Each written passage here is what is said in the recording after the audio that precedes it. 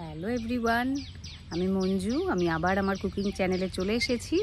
তো আজকে আমি একটা ধোকলা বানিয়ে দেখাবো, যেটা খুব হেলদি প্রসেসে, মানে ভীষণ কম তেলে আমি ইউজ করব। তো দেখতে থাকুন, সঙ্গে থাকুন। যদি আমার ভিডিওগুলো ভালো লেগে থাকে তাহলে নিশ্চয়ই লাইক, কমেন্ট, শেয়ার করবেন আর সাবস্ক্রাইবও করে দেবেন, যাতে আমি আবার নতুন এনার্জির সঙ্গে, নতুন আরেকটা রেসিপির সঙ্গে আপনাদের সামনে আসতে পারি। আজকে আমি চানা ডাল দিয়ে একটা ধোকলা বানাবো। তো প্রথমে আমি চানা ডালটা ভিজিয়ে রেখেছি যথারীতি কালকে রাতে। তো এটা আমার চানা ডাল, এটা আমি একটা মিক্সিতে দিয়ে দেবো। চানা ডালটা আমি ঢেলে দিলাম, দিয়ে নেব 2 চামচ মতন বেসন নেব,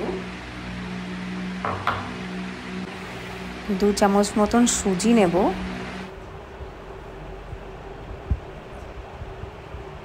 একটু লেবুর রস নেব, কাঁচা লঙ্কা দুটো আমি একটু ভেঙে দিয়ে দিলাম।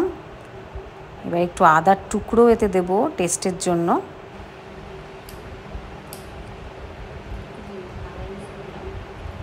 একটুখানি দইও অ্যাড করব, মোটামুটি 2 চামচ মতন। এরপর এইগুলোকে সব কিছু একসাথে আমি মিক্সি গ্রাইন্ডারে পিষে নেব। আগে আমি নুনটা কিন্তু দিইনি। তো সমস্ত মিশ্রণটা এবার আমি একটা বোলে ট্রান্সফার করলাম।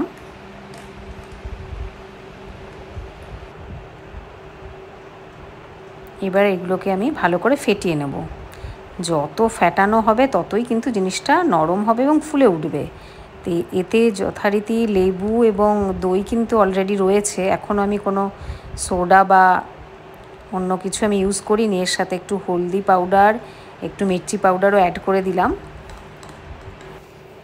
এবার একটু লেবুর রসও এতে মিশিয়ে নিলাম টেস্টের জন্য।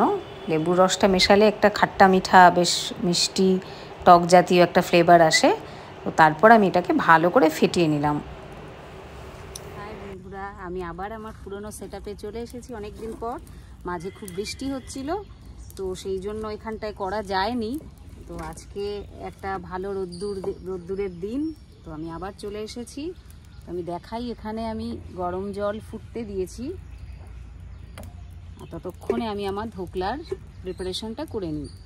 তো আগেই আমি দেখিয়েছি যে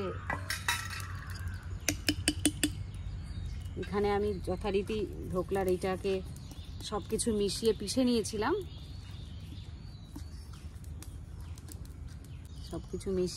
নিয়েছিলাম। তো সেটাকে না আমি ভালো করে ফেটিয়ে নিচ্ছি। যতটা ফেটাবো ততটা এটা পাতলা হবে।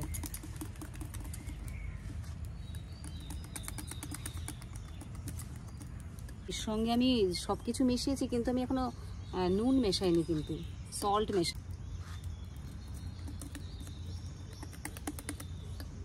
তো আমি এখন এখানে একটুখানি সল্ট মিশিয়ে নেব।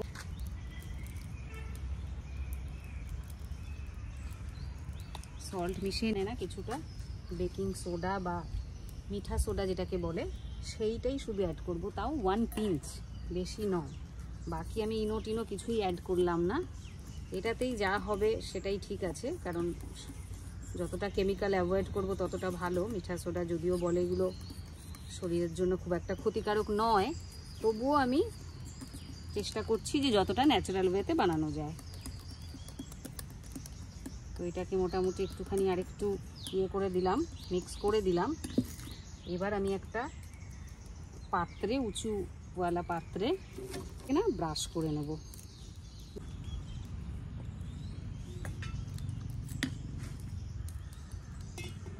এবার আমি এটাকে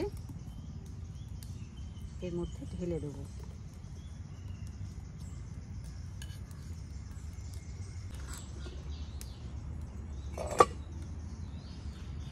জলটা মোটামুটি হালকা গরম হয়ে এসেছে। এবার আমি একটা স্ট্যান্ড এর মধ্যে রেখে দেব।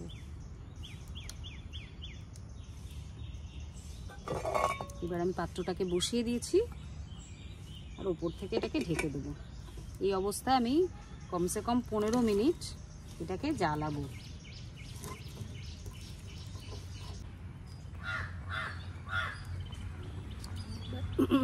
একবার চেক করে নিই। না, এখনো হয়নি, এটা কাঁচা রয়েছে।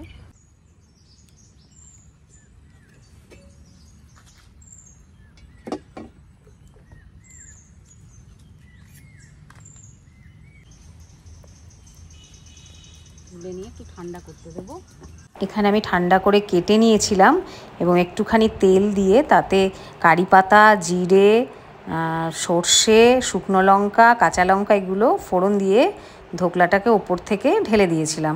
আসলে আমার ক্যামেরাটা না তখন পড়ে গেছিলো, তো আমি যা যা ভিডিও করেছি সেগুলো সব একটু উল্টোপাল্টা হয়ে গেছে, তাই জন্য ওটা আমি আর দেখাতে পারলাম না।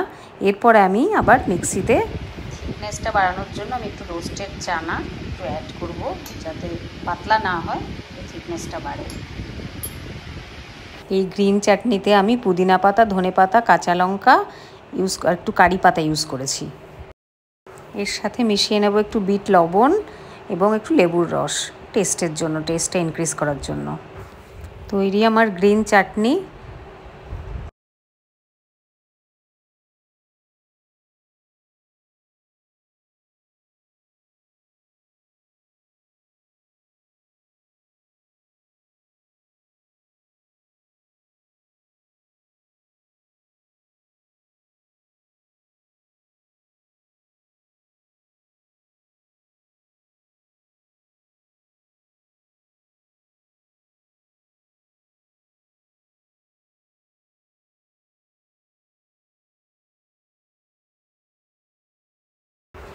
ধোকলা একদম রেডি সার্ভ করার জন্য।